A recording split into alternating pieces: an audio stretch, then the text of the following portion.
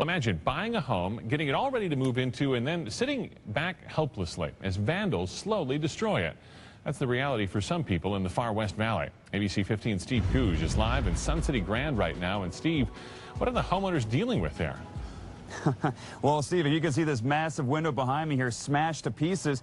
This is just some of what they're dealing with. All of the homes in this community are boarded up for the most part because vandals have come over here, smashed the windows, gotten into the homes like this one. Once they get in through the window, they can take whatever they want from the inside, appliances, refrigerators, and make out with them right through the front door. All this because no one is yet living in this community.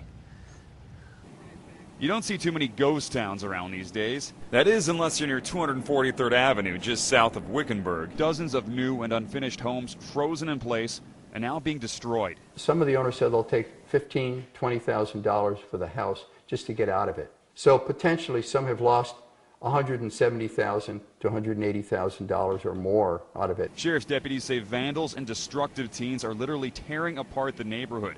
Dan Abrams bought property in the area. He now wishes he had not. Let's go for a tour of his home, shall we? The kitchen has been totally gutted.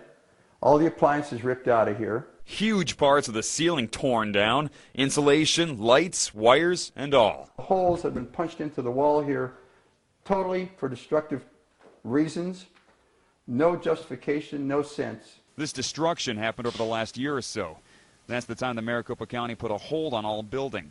Abrams says the county determined the way the homes were being constructed put them at risk of flooding during rainstorms.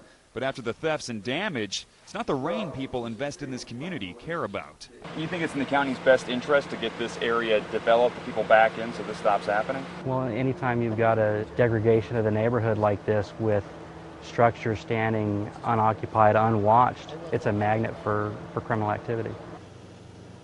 So you might see this giant ditch I'm walking into right now. This was built and dug out to deal with rains and things like the Maricopa County people were worried about with this community, having it flood. Now, you'll see this ditch. Maricopa County didn't think this was adequate, but you'll find these and many other communities just a quarter-mile down the road where apparently they were adequate enough to have people move in and start living.